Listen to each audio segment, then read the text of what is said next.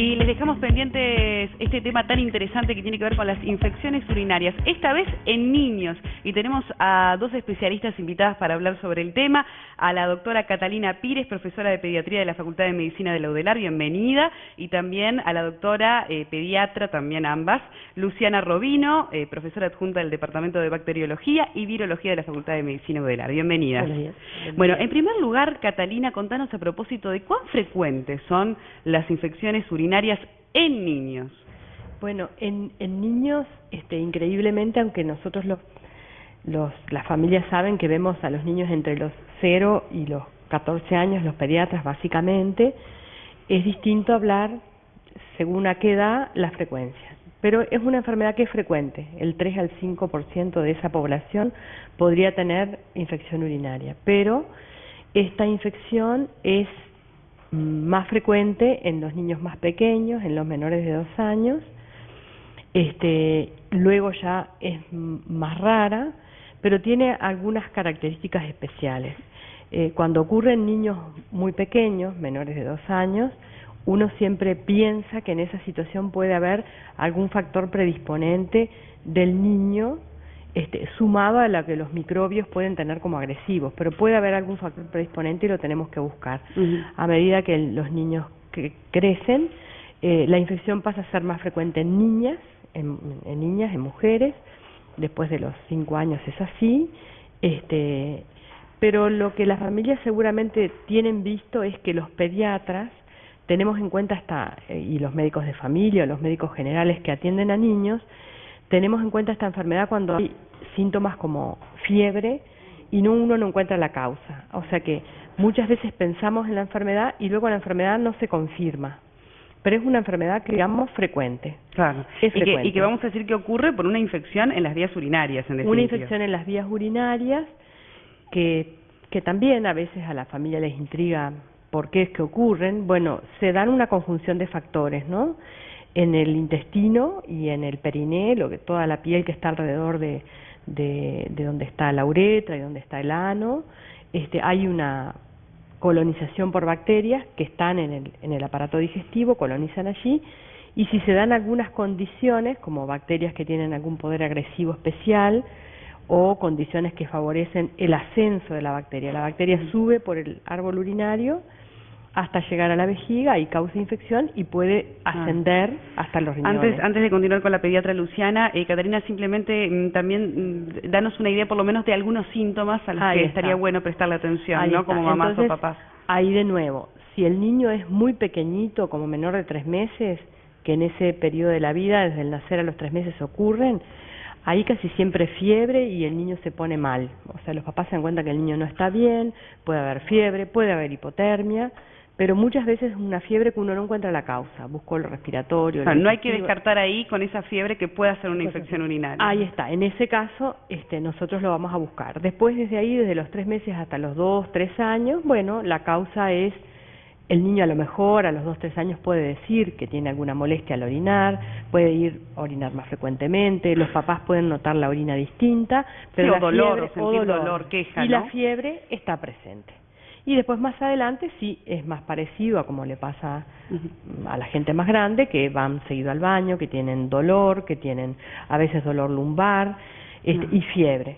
Entonces es una enfermedad que en general no tiene grandes complicaciones que comprometan la vida, por ejemplo, pero si uno no lo diagnostica y no lo trata, puede haber problemas en los distintos lugares. Y Luciana, es importante tener en cuenta que eso es la forma en que uno sospecha clínicamente que puede haber una infección, pero también tener en cuenta que en pediatría, a diferencia a veces de lo que se hace con los adultos, en las infecciones urinarias es importante la confirmación de esto, porque como los síntomas son muy inespecíficos... ¿Y qué se hace, un cultivo de la orina? Exactamente, o sea, es importante tener, por un lado, un examen de orina que puede orientar, si bien no es lo que lo confirma, la confirmación es por cultivo.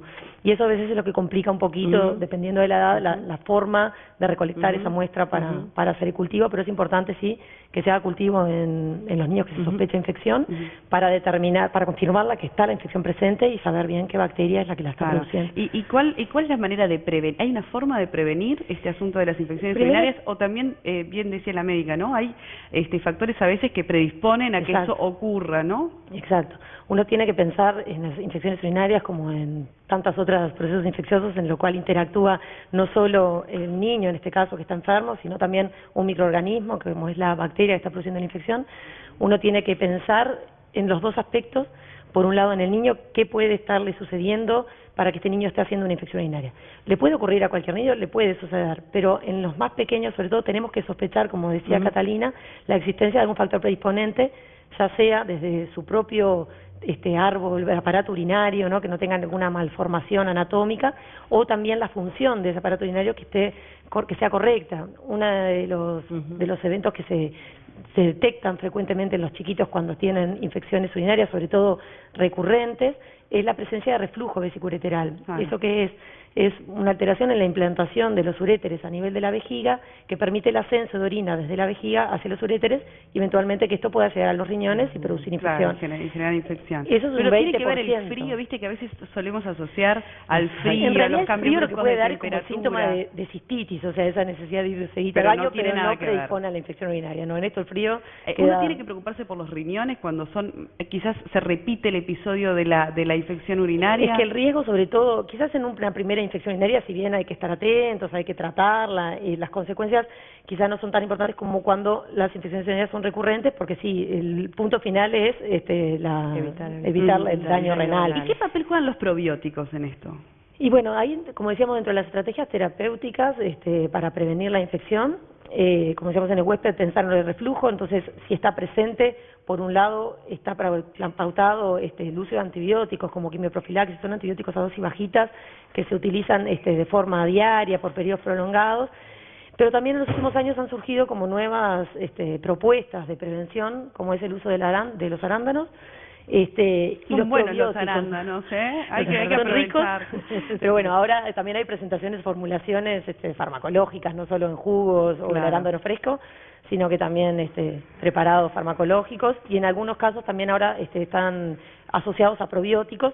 Y bueno, hay como muchos trabajos más del lado de adultos que en pediatría, que están avalando el uso de estos fármacos para la prevención de las infecciones, y en niños algunos trabajos han propuesto que podrían tener una buena respuesta para prevenir infección. Quizá falta igual todavía un poquito más de estudios en niños, como para poder avalar si da el mismo resultado que el uso de antibióticos o no como prevención. No olvidar también desde la prevención lo importante es lo que es generar buenos hábitos urinarios, sobre todo en los niños que ya controlan esfínteres, en entrenarlos en ir al baño, en lo que es la higiene, en mejorar el estreñimiento, que a veces es un factor por parte del niño que está presente y que nos olvidamos. Y otra línea, que esto es algo como novedoso, que para esto todavía no hay como mucha respuesta, va a haber que seguir investigando, es la capacidad de las bacterias de invadir lo que es la célula dentro de la vejiga. Antes siempre se pensaba que la infección urinaria era que la bacteria llegaba, se unía a la vejiga, se llegaba a la respuesta inflamatoria y eso producía los síntomas. Ahora, en estudios recientes, y hay trabajos hechos acá en Uruguay por el Departamento de Bacteriología y con gente de Clemente Estable en el Departamento de Microbiología, que ve la capacidad de la Escherichia coli de invadir la célula y podría quedar como reservorios dentro de esa célula, dentro de la vejiga. Quedar como latente. Como latente, exactamente. Y puede despertar o no. Exactamente. Entonces, bueno, para eso es otra línea que va a haber que empezar a Bueno, Luciana, Catalina, muchísimas gracias por habernos acompañado y por dar luz un poco en este asunto de las infecciones urinarias, que a veces los padres sabemos que atravesamos esa situación y nos quedan muchas preguntas. Gracias. Muchas gracias. Nosotros continuamos ahora con Fede.